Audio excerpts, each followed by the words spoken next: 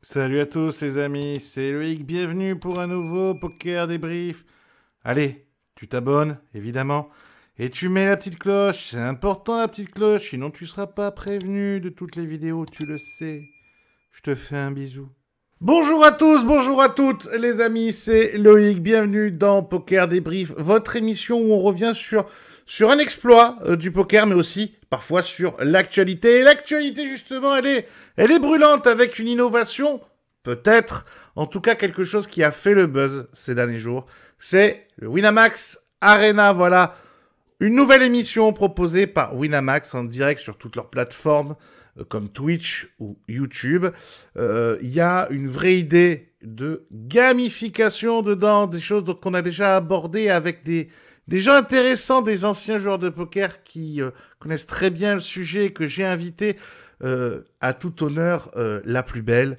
Messieurs, dames, championne du monde de poker, car il est toujours bon de le rappeler. Mademoiselle Vanessa. Oui, comment ça va, ma Vanessa? Merci, merci pour le mademoiselle, pour tout. Bon, T'as c'est vrai que vu? là, j'avais pas beaucoup de concurrentes. Alors, aujourd'hui, Vanessa, juste pour que les gens situent, qu'est-ce que tu fais en 2 mots avant que je présente les autres? C'est dur en 2 mots. Alors, je fais des serious games et de la gamification. Voilà, et passionné de jeux vidéo depuis... Oui, ça, bah, t'as vu mes yeux. Et des jeux de rôle aussi, beaucoup de jeux de rôle. Mhm, c'est ça. Un ami, je le mets à toutes les sauces, oui, mais qu'est-ce que vous voulez? Les femmes en raffolent, alors je le ramène à chaque fois. C'est mon Pedro Canali, comment ça va, mon Pedro? En pleine forme, merci beaucoup de m'avoir invité. Je suis ravi d'être là. Mon Pedro, est-ce qu'on peut rappeler, t'as souvent eu l'occasion d'en parler, mais un petit peu de ton expérience très vite fait là-dedans, justement. Eh bien, on utilise beaucoup la gamification. On faisait des serious games, donc des jeux vidéo pour remplacer la formation dans les grandes entreprises, dans mon ancienne startup, qui a été rachetée par un grand groupe de transformation digitale l'été dernier. Et puis là, on a monté une boîte avec mes associés, dont Nicolas Lévy, que vous connaissez bien, qui s'appelle Citizen et qui aide les entreprises dans leur stratégie. Et pour les aider dans la stratégie, on utilise beaucoup de concepts de gamification pour les accompagner, pour essayer de rendre le management plus humain et la stratégie d'entreprise plus collaborative. Enfin, je le mets à toutes les sauces, lui aussi, mais qu'est-ce que vous voulez quand on parle gamification, quand on parle de nouveautés, il y a tout un aspect communication et qui de mieux que le patron, le directeur. Bon, Alexis, comment ça va? Ben ça va et toi? Ça va, je suis ravi. Merci à tous les trois d'avoir accepté. Je vous ai appelé, je vous ai demandé lundi soir de regarder cette nouvelle émission avant qu'on entame et qu'on réponde à la question du jour. Quelques chiffres tout simplement. Quand l'émission débarque à 20 h, vous allez voir des screenshots apparaître. Voilà, c'est pas compliqué. C'est 5000 personnes, plus de 5000 personnes en direct sur Twitch. C'est plus de 2500 personnes en direct sur YouTube. Ça a fait un vrai buzz, ça a eu un vrai succès public. Pour vous donner une idée, à ce moment-là, le deuxième Twitch poker français, qui est par Matt the Stars, qui est par quelqu'un qui est très très suivi maintenant, qui est de plus en plus suivi par la communauté, est à 300 personnes. Ensuite, on divise par deux quasiment, on est à 130 personnes. C'est le Twitch de PMU Poker. Voilà, et après les 5 premiers, alors là, on tombe à moins de 40 personnes, moins de 15 personnes, bref. Voilà, là, on est sur des chiffres très très bas. Gros succès public, oui, mais au succès public, il faut aussi le succès critique. Alors, les amis, Vanessa, je te laisserai débuter, parce que nous sommes des gens galants. Est-ce que ce Winamax Arena, c'est une évolution, une révolution ou une déception? C'est toi qui démarres. Ah, eh ben, c'est sympa. Écoute, alors peut-être évolution, personnellement, j'irai peut-être pas jusque-là, hein, mais je pense qu'il c'est peut-être une évolution, pas pour le poker en général, pas pour l'industrie en général, c'est une évolution peut-être logique, je pense, de la room Winamax qui était déjà un peu avec ce concept un peu gamer derrière. Ils avaient déjà implémenté des badges, etc. Ils étaient déjà un petit peu au début, on va dire, de ça. Donc je trouve que c'est une évolution pour eux assez logique. Et ça nous fait, en tout cas moi, ça m'a fait penser à un monde tout de suite du genre Blizzard, Hearthstone, voilà. Donc en ça, c'est pas forcément une grosse innovation vu que ça a 10-15 ans. Mais par contre, je trouve qu'il n'y a pas que la gamification. Ouais, voilà, il y a l'apport aussi un peu du jeu de rôle, j'ai l'impression. Ils ont toujours mis un peu de narratif, ne serait-ce que dans les voix, des fois, qui arrivent quand tu es à table ou dans les effets. Donc je pense que c'est cette couche un peu de narrative, de jeu de rôle, un peu d'ambiance du monde derrière, qui est pas forcément nouvelle chez eux. Mais là, on va dire, ils enfoncent un peu l'idée, j'ai l'impression, avec les décors. J'ai trouvé que c'était joli, en tout cas, ça fait bien le taf. C'est pas révolutionnaire, mais j'ai trouvé que c'était sympa. Alexis. Oui, mais je rejoins ce que dit Vanessa. C'est pas une révolution du tout, mais moi, je vais dire mon ressenti plutôt qu'une analyse. Après, on rentrera peut-être plus dans le détail. Moi, j'ai pris beaucoup de plaisir à regarder ça. Je trouvais ça très fun, très distrayant, très dynamique. C'est joliment fait. C'est peut-être pas révolutionnaire, mais en tout cas, ce qui a été fait a été bien fait. Le casting est dingue. Le casting est On va y presque revenir sur le parfait. casting, ouais. Ouais, bah pour moi, le casting est presque parfait parce qu'il y a toutes les communautés qui peuvent se retrouver. Donc, ils ont bien réussi à fédérer tout ça. Bon, on en parlera peut-être tout à l'heure. Moi, je pense que ça fait partie des petites initiatives qu'un leader du marché doit se permettre, même si bon, ça aussi peut-être on y viendra. La rentabilité est pas forcément évidente, mais c'est un magnifique coup de com'. Moi, je pense que voilà, quand il s'agit de conquérir de la visibilité sur Twitch, ils ont tout compris, quoi. Pedro. Écoute, on se plaint souvent de la difficulté de regarder du poker, que c'est pas fun. Donc là, moi, je dis pari réussi. J'ai pris beaucoup de plaisir à regarder l'émission. C'est passé très vite. Tu sais, je suis un grand fan de High Poker à l'époque où on regardait des gens un peu trash talker et rigoler à table, des grands joueurs, des grands noms. Là, ça m'a un peu rappelé ça. Alors, c'était un sit and go, c'était pas du cash game. Le casting représentait, comme a dit Alexis, bien chaque type de communauté. Par contre, les interactions et les échanges entre les gens, de temps en temps, je me sentais un peu moins concerné. Je pensais qu'il y aurait pu avoir plus de grandes gueules ou plus de gens un peu différents. Là, c'était toujours un peu les mêmes blagues. Il y avait Gaël qui parlait pas beaucoup et qui était très concentré. Donc, je pense qu'on aurait gagné à mettre un peu des profils différents dans la façon de s'exprimer, dans la façon d'interagir ou d'envoyer des vannes. Mais j'ai passé un très bon moment. J'ai retrouvé beaucoup de codes de l'industrie de l'e-sports. Il parle de top 1.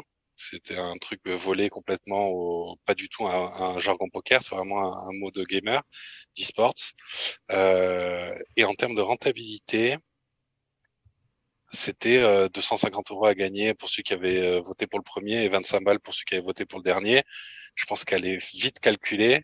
Et Alexis, je veux bien que tu précises un peu ton pensée quand tu dis que c'est difficile de rentabiliser un coup de com' comme ça. Je pense que les coûts sont pas si fous et que les retombées Non, sont mais plutôt faut pas payer mal. les gens, faut payer l'interface, c'est pas juste les 250 balles de ticket. Il Non, y a bien quand même, sûr, il y a mais quand même un quand coût. tu calcules le tout par rapport aux 10 000 viewers, je pense que c'est vite, la Ouais, question c'est elle est ça. vite répondue, quoi. On parle du casting, alors on va revenir vite fait dessus. Gaël Bowman, Chance 44, ça c'était le côté un peu serious business. C'était serious business quand même. Je trouve, moi j'aime beaucoup Chance. Là, j'ai trouvé en retrait, mais c'est un garçon que je connais très peu, mais j'ai l'impression qu'il est très sympathique. Il tient bien sa communauté, il anime énormément et avec beaucoup de talent. Là, j'étais un peu déçu. Je l'ai trouvé complètement en retrait. Alors, est-ce que c'était par timidité, parce qu'il se sentait pas vraiment à sa place, avec pas mal de grandes gueules? Est-ce que c'était par politesse pour pas griller la vedette à des stars et tout? Je sais pas. Mais j'étais un peu déçu de sa performance. Et Gaëlle Bowman, heureusement que c'est une fille, parce qu'on l'a pas entendue. Elle avait Bon, quand même, c'est la seule note positive négative, pardon, de ce show. C'est qu'elle avait quand même on a l'impression qu'elle se faisait bien chier, quoi.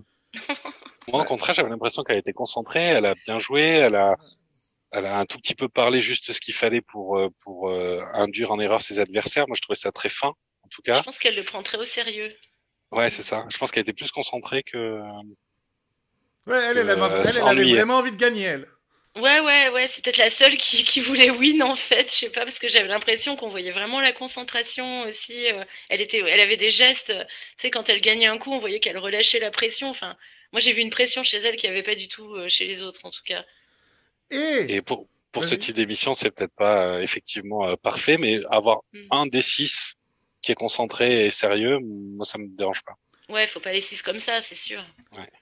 Et dans Bah, la... sinon moi je trouve que pour ce genre d'exercice, Mundi a été parfait Mais c'est dans son ça. rôle. Non, mais Alors, Ouais. il est toujours clivant, hein. Il y a des gens qui le détesteront toujours, mais je crois qu'il a décidé de s'en foutre, et tant mieux. non, mais, Il non, mais fait même, bien le show. non, mais Il même, fait- je pense que c'est encore une fois, bon, moi j'aime beaucoup Moundir, mais encore une fois, le mec il prouve qu'il a toute sa place dans le poker, quoi, parce que le mec, pour faire le show, pour sortir les pires conneries, il s'en fout, c'est pas grave.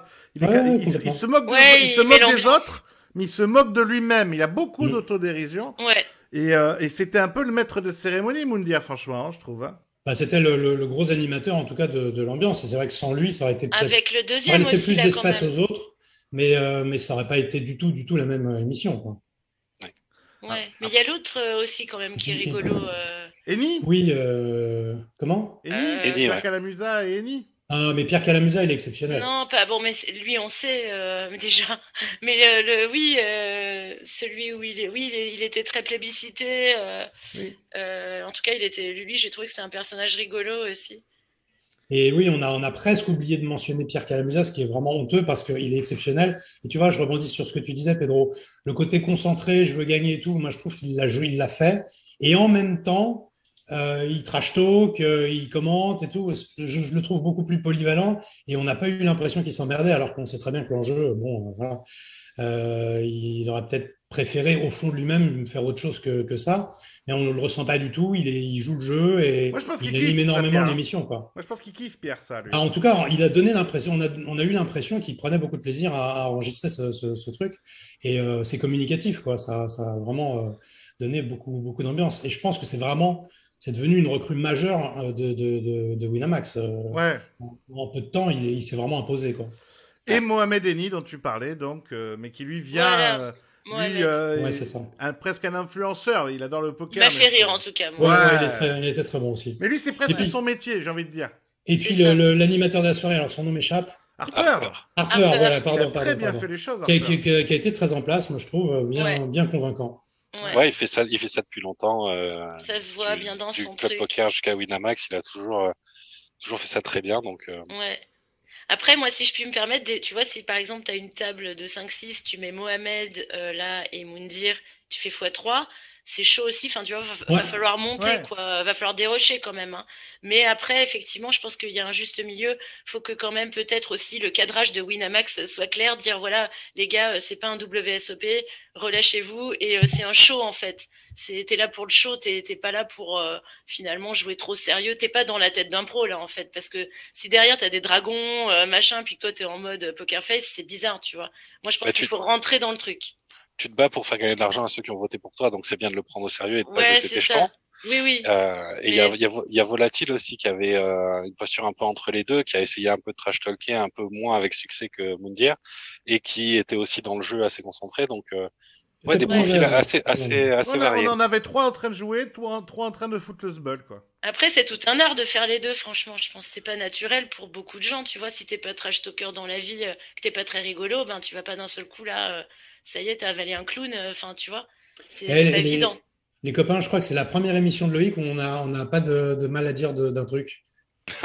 C'est fou. Comment on va C'est faire? c'est une première, quand même. C'est fou. Non, On va parce qu'il faut trouver, on aussi va dire trouver. que au niveau marketing, c'est encore malin parce que ça incite les gens à aller faire du betting, à des joueurs de poker à aller better sur des joueurs d'autres joueurs de poker.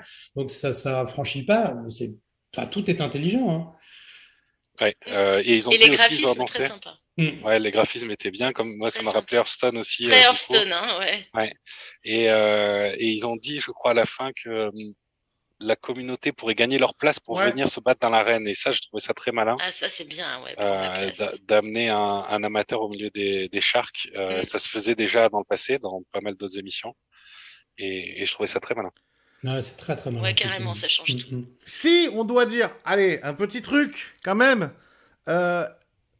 est-ce que ça a été poussé pour vous, alors là, j'ai parlé aux spécialistes, à vous deux, assez loin, c'est-à-dire que il y avait des animations, les canons qui balançaient les poulets, les poissons, pour voilà, ou les couronnes quand les joueurs jouaient bien.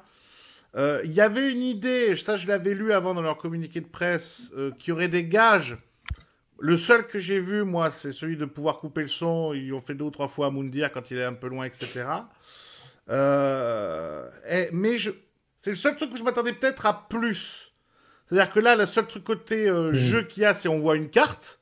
Ce qui est intéressant des fois, hein, c'est déjà voir une carte. Mais il y aurait pu y avoir des gages, tu perds 10% de ton stack, tu es obligé de...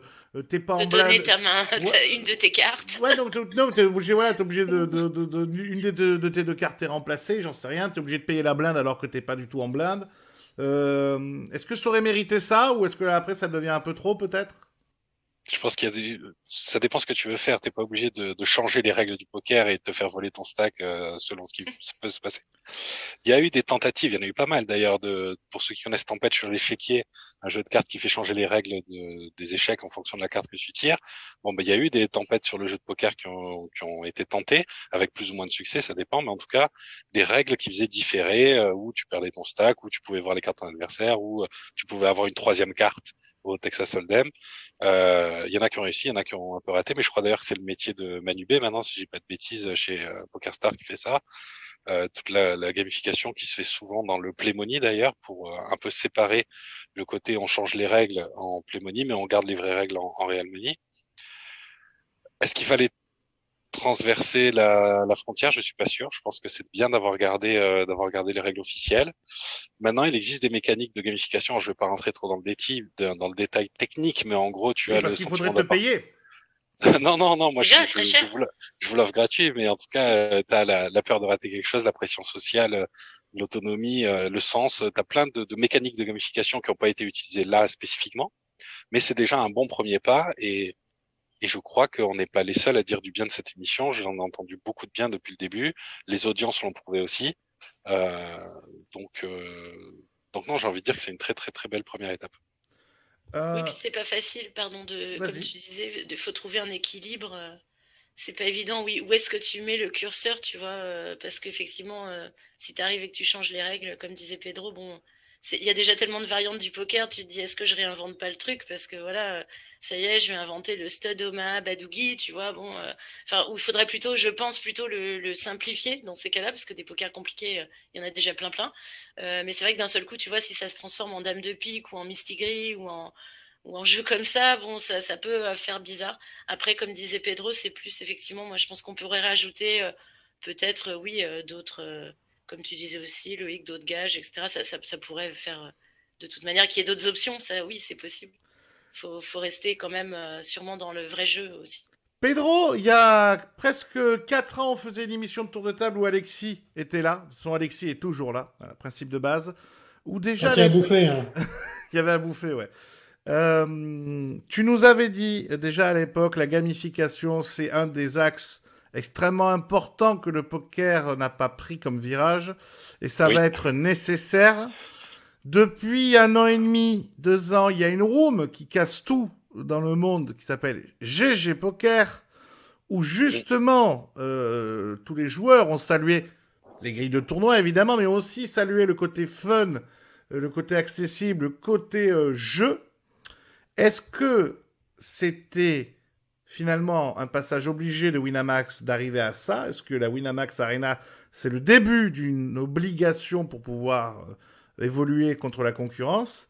Et est-ce que toutes les rooms vont être obligées d'y passer au risque de devenir vraiment trop obsolètes? Pedro, C'est ton une bonne, avis? c'est une bonne question. Faut pas oublier déjà que, si vous vous souvenez, il y avait déjà des petits avatars et des trucs rigolos qui se passaient sur Full Tilt il y a une vingtaine d'années, bientôt une quinzaine d'années. Et il y avait même PKR en 3D.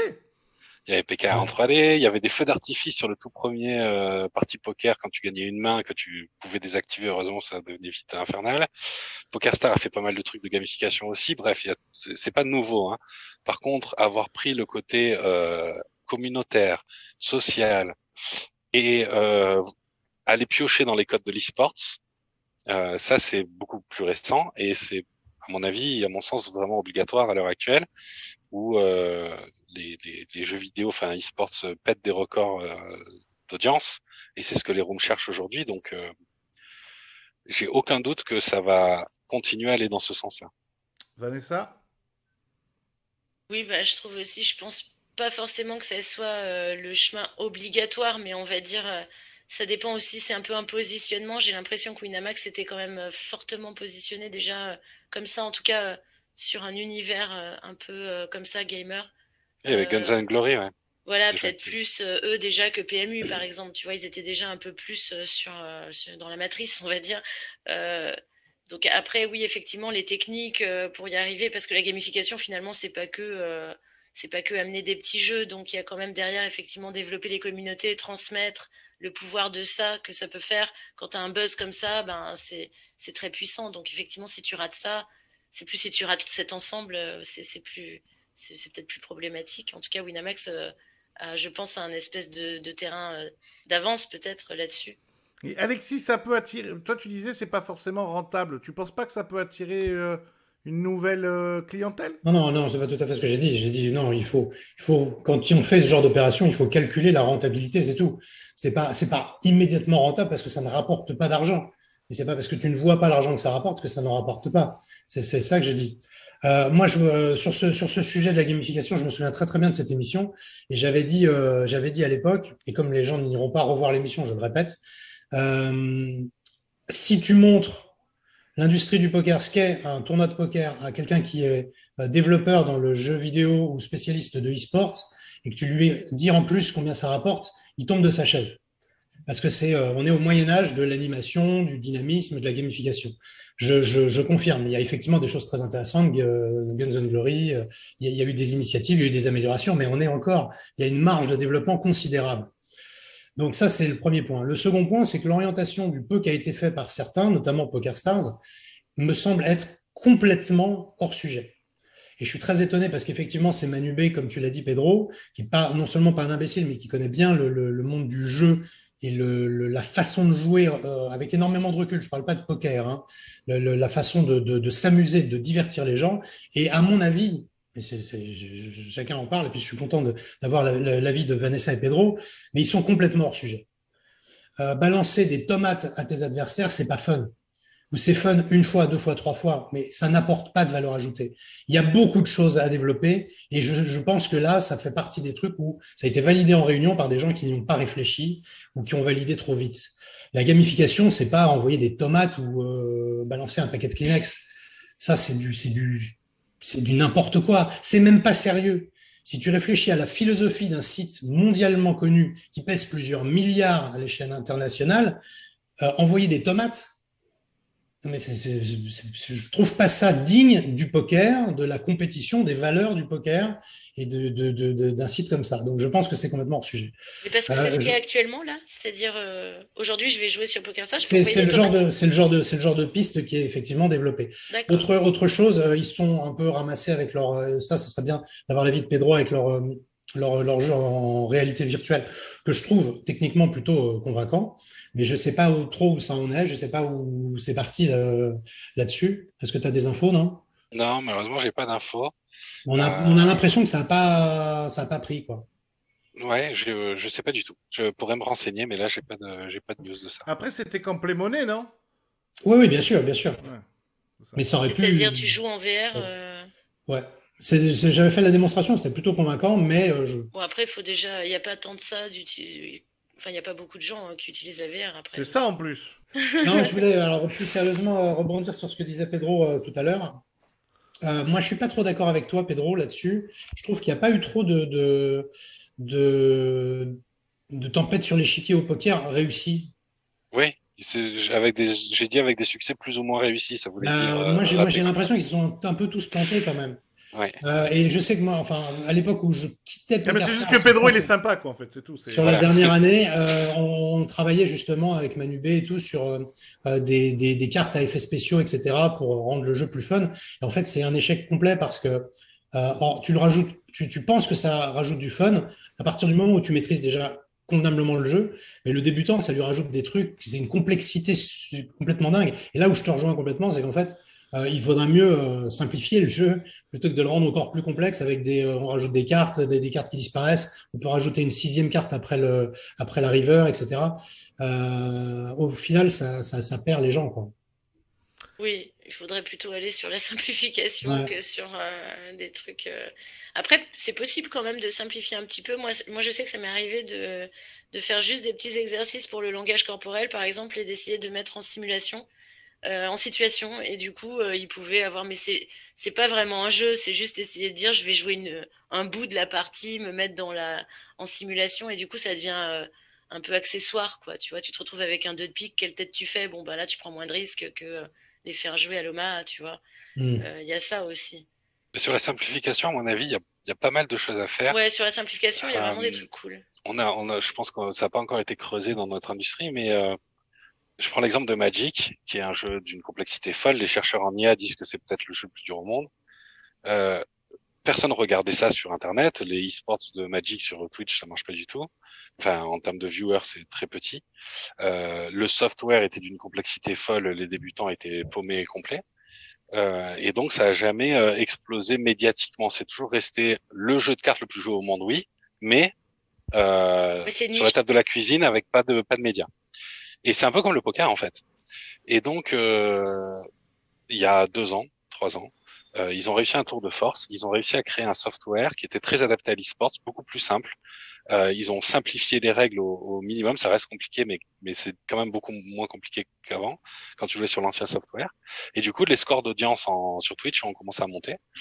Et je me dis que en rajoutant un peu des effets avec des dragons et des arènes comme l'a fait Winamax et simplifier un peu les règles comme ils l'ont fait à Magic, peut-être qu'on peut arriver où un jour le poker sera agréable à regarder à la télé. Je dis que c'est pas impossible. Eh ben, c'était des belles paroles. C'était des belles paroles pour conclure. Donc finalement, déception, évolution, révolution. Au minimum, une belle évolution. On est tous d'accord avec ça. Ouais, Belle initiative, en tout cas. c'est ça. Eh bien, écoutez, merci à vous trois d'être venus. Pedro, on rappelle le site où on peut trouver tous tes services. Citizen.com, SYTIZEN. Vanessa, on rappelle... non, t'as pas de site, toi. Si, J'ai plein de sites, moi, tu rigoles, T'as quoi? plein de Non, sites. non, mais alors, attends. On te retrouve Non, où? bah, tu vas sur mon LinkedIn et puis voilà. Oh, tu vas sur mon... Ah, d'accord, ok, super. Gamification, révolution, innovation. Allez sur mon LinkedIn. Bah, Quoi. pardon, hein. Super. Pardon. Bah oui, mais depuis là, tu verras les sites, etc. Et évidemment, vous retrouvez avec votre esprit d'Alexis Ilevskier, voilà, l'excellent bouquin et de belles choses arrivent. Je voudrais bien vous le montrer, mais j'ai ma chanteuse qui est en train de le lire. Merci à tous, les amis, merci beaucoup. Merci à vous de nous avoir suivis. On se retrouve très bientôt pour un nouveau Poker Débrief. On vous fait la bise. Ciao, ciao, ciao! Salut à tous.